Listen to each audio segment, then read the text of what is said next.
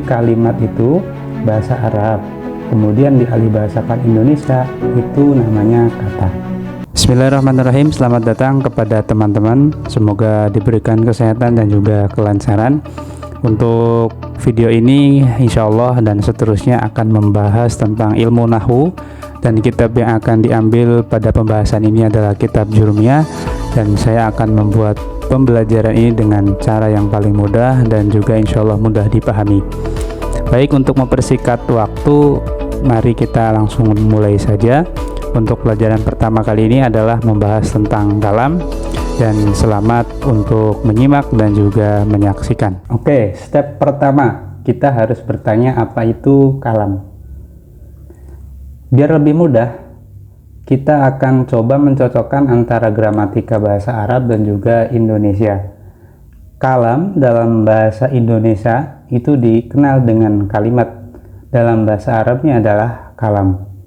Maknanya apa? Yaitu sesuatu yang tersusun dari beberapa kalimat, atau kalau dalam bahasa Indonesia adalah sesuatu yang tersusun dari beberapa kata.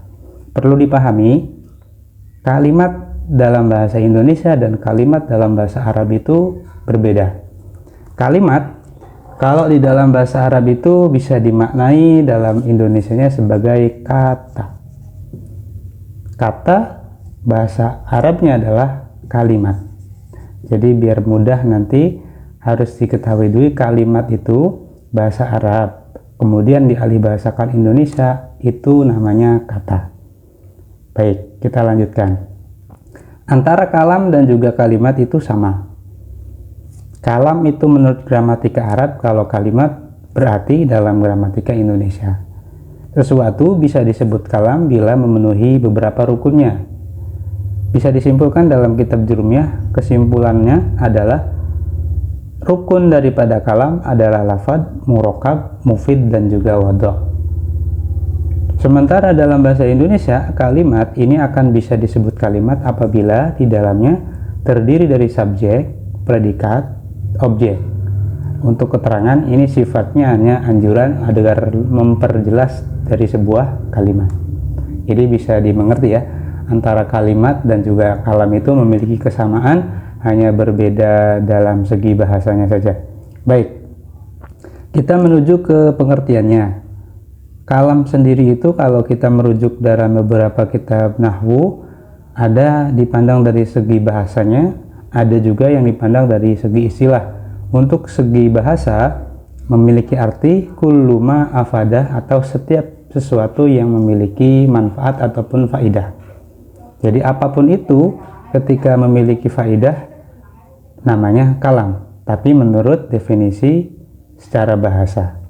Kemudian menurut istilah, kalam itu adalah maturukibah min kalimataini wa afada. Segala sesuatu yang tersusun dari dua kalimat kemudian berfaedah. Untuk contoh kalam dalam bahasa Arab, kita contohkan adalah koma zaidun. Lafadz koma zaidun ini sudah memenuhi sebagai kalam. Kenapa? Karena dalam lafadz koma zaidun ini terdiri dari dua kata.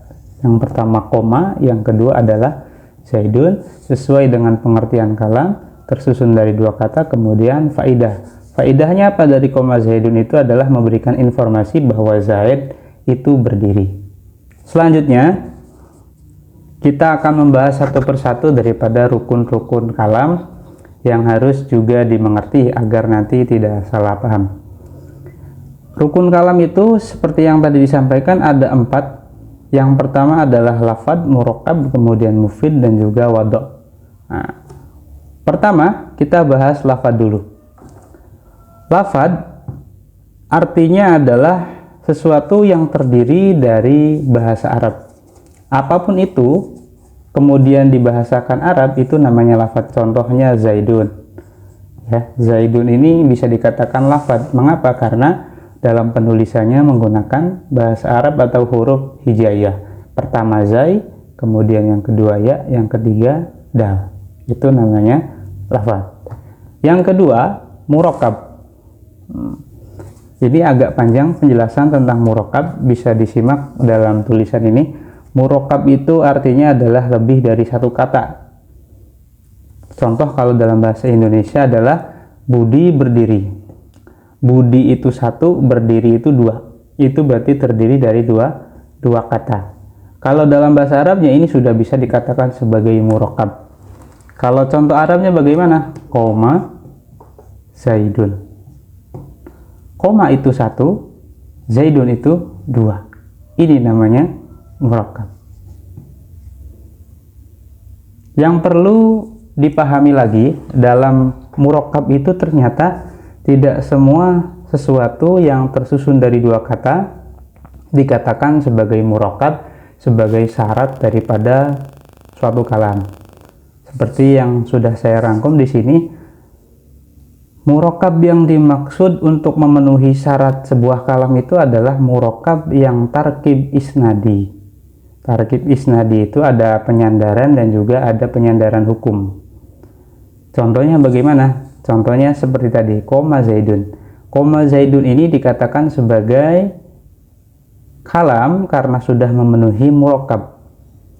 Satu, dia memiliki dua kata. Yang kedua adalah ada pengisnadan atau penyandaran hukum kepada subjek. Contoh, koma itu adalah jenis pekerjaan, kita nisbatkan kepada Zaidun. Nah, model seperti ini adalah tarkib isnadi atau penisbatan hukum kepada subjek. Berbeda dengan beberapa susunan yang tidak ada pengisnadan ataupun tidak ada penyandaran hukum. Contohnya bagaimana? Contohnya seperti tarkib idofi. Tarkib idofi itu adalah susunan yang terdiri dari dua isim dijadikan satu. Contohnya seperti lafaz Abdullah. Abdun sama Allah ini dua kata. Kemudian dijadikan satu, kemudian dijadikan sebuah nama. Ini namanya tarkib idofi. Sama sekali tidak ada penyandaran hukum antara kata kerja dan juga subjeknya. Yang kedua ada tarkib masji. Tarkib masji itu contohnya adalah ba'la baka. Ba'la baka ini adalah susunan yang terdiri dari ba'lun dan juga wabakun. Dijadikan satu karena beberapa alasan, jadilah tarkib masji. Dan ini tidak bisa memenuhi syarat untuk dijadikan sebuah kalam. Dan terakhir ada lagi namanya tarkib tausifi. Susunan yang terdiri dari sifat dan juga mausuf. Sifat dan juga pemilik sifat. Contohnya seperti rojulun mahirun, laki-laki yang pintar ataupun mahir. Nah, sama sekali tidak ada penyandaran hukum.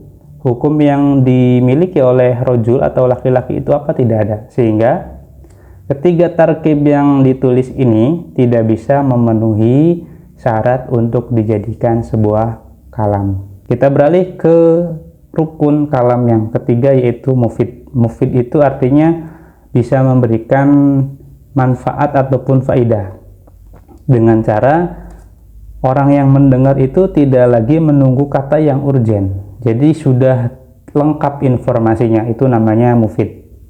Dan terakhir, dalam kalam harus terbentuk wadho. Nah, untuk wadho sendiri para ulama berbeda pendapat, memiliki dua tafsiran. Pertama itu dimaknai sebagai Arab atau bahasa Arab. Nah, ini mungkin tidak sepakat banyak para ulama karena ketika wadho diartikan sebagai Arab nanti akan bertentangan dengan lafadz yang pengertiannya sama. Nah, untuk para ulama lebih memilih wadho itu dengan tafsiran al-qasdu, adanya unsur kesengajaan. Jadi di samping kita harus mengucapkan kalam itu terbentuk dari lafadznya, murakkab dan juga mufid, harus ada qasdunya, harus ada unsur kesengajaan. Sebab ada orang yang berkata itu tanpa memiliki unsur kesengajaan. Contohnya orang yang sedang mengigau waktu tidur, meskipun dia berkata qoma Zaidun, itu tidak bisa dianggap sebagai kalam karena orang tidur itu tidak ada unsur kesengajaannya.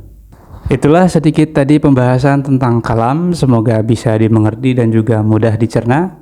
Kalau misalkan ada yang belum paham, boleh komentar saja di kolom komentar. Dan untuk video selanjutnya insya Allah kita akan membahas tentang pembagian daripada kalam. Sampai jumpa dan terus ikuti video dari Kui Ngaji.